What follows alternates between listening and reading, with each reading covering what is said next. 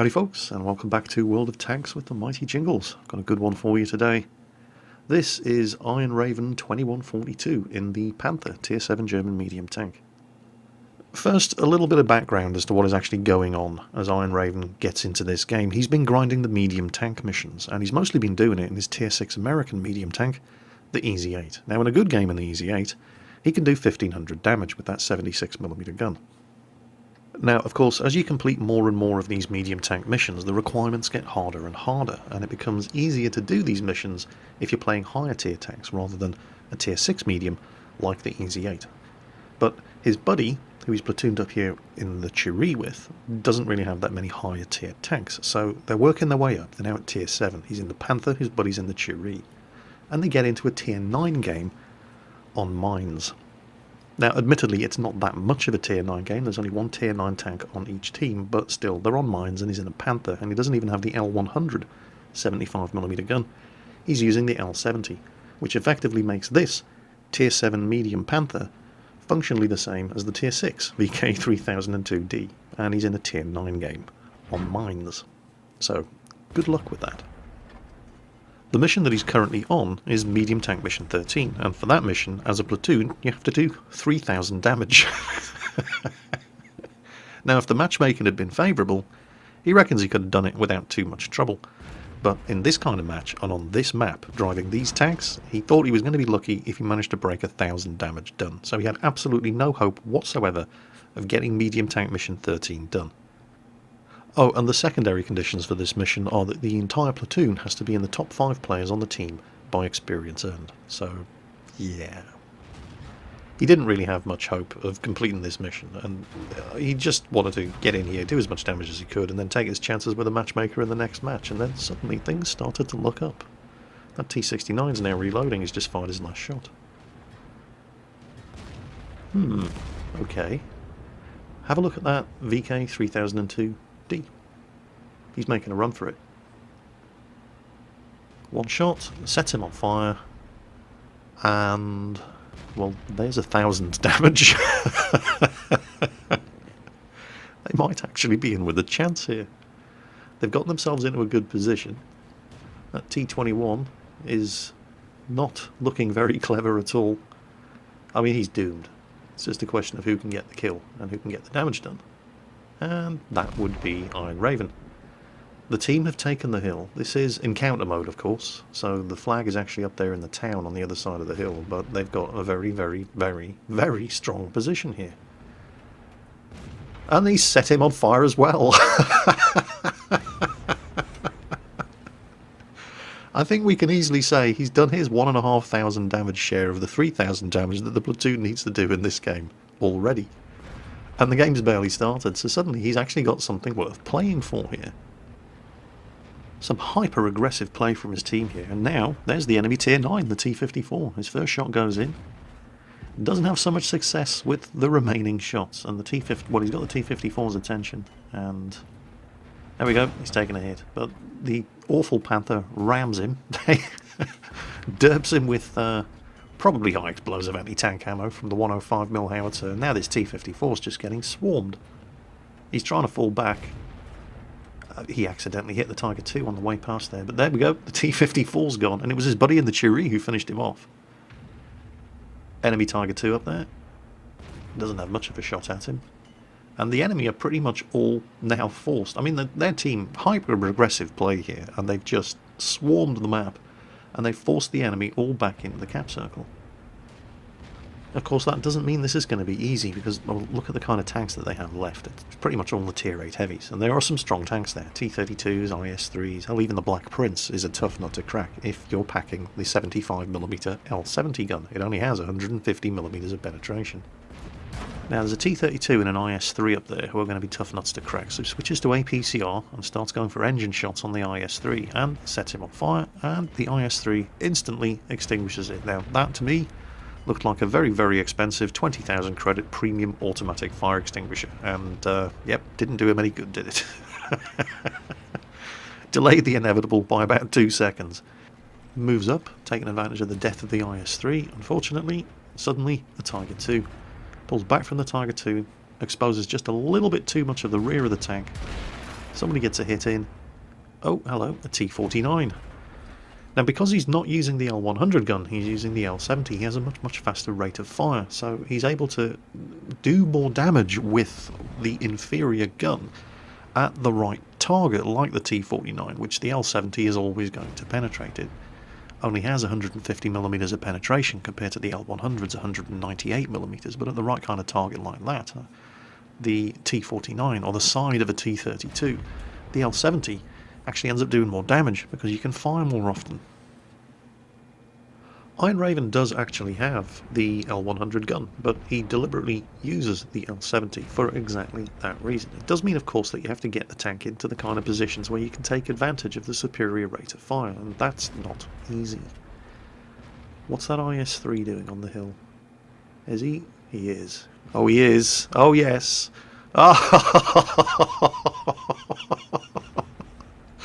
Go on, my son. Oh, you absolute rock star. Yeah, that T-32 is not feeling very clever now, is he? And he's got him. Nice move from the IS-3. Oh, I do love it when people... I like to see people having fun playing World of Tanks like that. And now, of course, Black Prince and T-32 are all they have left, and with the Black Prince distracted by the IS-3 in front of him, it's just party time for the L-70 gun and the Panther, shooting into the side of his turret. Shot after shot after shot after shot. Lots of lovely damage. Black Prince has finally realised it's not actually the IS-3 who's killing him. He turns his turret around, and that, of course, gives the IS-3 the opportunity to plant one into him, and Iron Raven gets the killing blow. So that was nice, and most unexpected. So, did they complete the mission? I don't know why I'm bothering trying to instill some sort of false sense of suspense here. You know they've completed the primary mission. With the amount of damage that Iron Raven alone ended up doing in this game, they've done the 3,000 damage as a platoon. But here's the thing.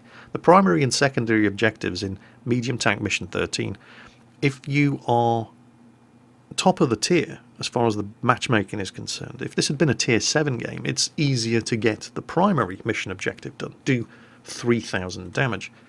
But the secondary mission objective of have both tanks in the platoon be in the top 5 on experience earned is more difficult to do because everybody you're shooting at is either the same tier or lower than you. So in a tier 9 match like this, it's easier to get the secondary objective done because everybody you're shooting at is higher tier than you. So you're going to earn more experience, but it's not so easy to get the primary mission objective done. That's what makes the mission tricky. So, yes, okay, they've almost certainly done the primary, but how did the Churi do? It's all on how well the Churi did as far as the secondary mission objective is concerned. Is he also going to be in the top 5 on experience earned? That's going to be the clincher. Let's take a look and see how much damage do you think they actually did? Remember, they had to do 3,000 between them, so that's what they were aiming for. Let's have a look at the detailed results. Well, it's completely unsurprising that Iron Raven did exceptionally well in that game. 4,200 damage done in a tier 7 tank in what was technically a tier 9 match.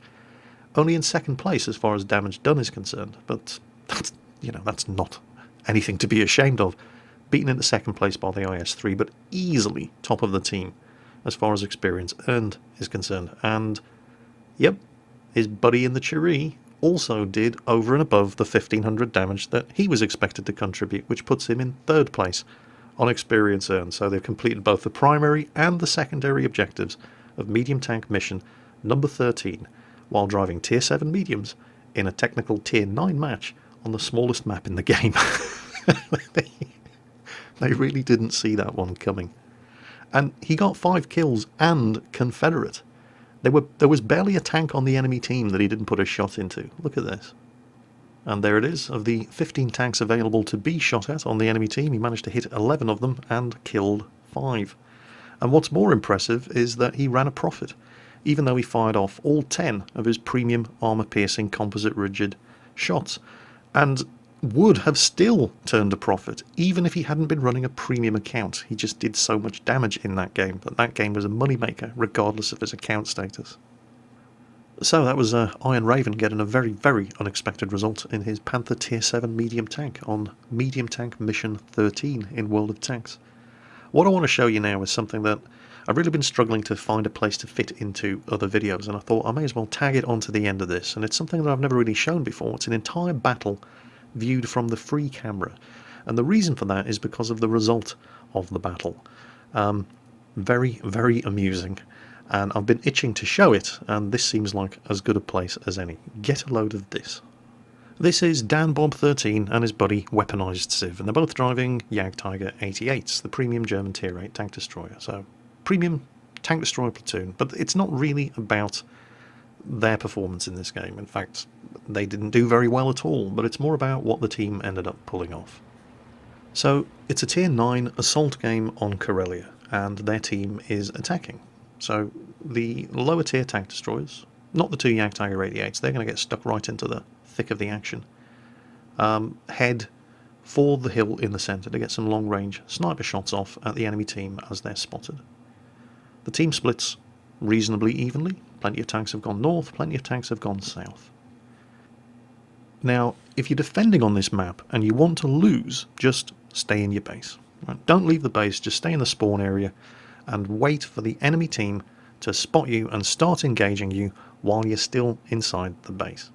If you want to win on Karelia, you have to get tanks forward to start engaging the enemy team in positions where your tank destroyers, for example, at the back, who are still in the base, can give you fire support without being spotted as soon as they fire. Tiger on the team there, taking pot shots at I have no idea what. He's just firing on the move for the sheer joy of firing that 88mm gun. Meanwhile, here they come. Now, it's at more or less this point where if the enemy team is going to win, you're going to start getting spotted by the enemy heavy tanks, possibly even the T-30 on the enemy team, who have moved up to that point in the rocks just up ahead. That's where you start defending from if you're defending on Karelia. Maybe you can rush a fast medium across the middle of the swamp to get under the ridgeline there and spot the tank destroyers to give your team something to shoot at, but there doesn't appear to be anything here. If there was anything on that corner, this VK4502B would surely be getting shot at by now, and yet he isn't. So far, there we go, first enemy contact. Enemy T-30 spotted all the way over on the other side of the map. Nothing over here, and the T-30's practically not left the spawn. Where the hell are the enemy team? Are they all so dumb that they have actually all stayed in their base? Well, not quite. 4502 moves forward, and Tiger 2 in the open. He's actually... Is that it? And here it comes. The second the 4502 fires, his position is given away. And look at the battering this tank takes. All of it. Look at this. Look at the hits he's taking. He can't see who's shooting at him, so he moves forward. And there they are. Look at them all. I don't know what's more amusing, the fact that not one of them, other than that Tiger 2, have bothered leaving their base, or the fact that they're all shooting at the front of a Tier 9 VK4502B and doing no... Well, it's not surprising that they're doing no damage. It's the front of a VK4502B. Look at the amount of hits this guy takes. And of course now he's spotting. The Jagdtiger 88's behind him. It's just party time for them. As every one of these guys fires their gun completely harmlessly at the front of this VK, they're giving their positions away. So the tank destroyers behind them is just, yeah, free damage. If these defenders had been smart enough to move just one tank up to that corner to stop that 4502 from getting as far forward as he had, then this would have been a very, very different result. What's happening now is the 4502 is so far forward that he still can't immediately spot all of these tanks, but the second they fire, they're giving their position away. And the 4502 is lighting them up as they fire their guns to all of those Jagdtigers behind him, and the Jagdtigers just carving them up. Look, it's carnage. Look at this. These guys can't see the Jagdtigers. They're too far back, so all they can actually shoot at is the 4502, but it's a 4502. So And he's got his front pointing towards them, so they're doing no damage whatsoever. And they're just losing tank after tank after tank. And it's no better on the other flank. If you look at the map, none of them have left the base. They're just making it easy. Well, I say none of them have left the base. Some of them have, but it's far too little, far too late. The Tiger 2 is about to die. Now, the IS-3 is the one tank on the team that has a chance to actually deal some damage to this 4502. And he's not doing a very good job of it so far. He gets rammed and immobilized by, oh, here it comes, here it comes. Maybe the 4502 is going to take some damage. No.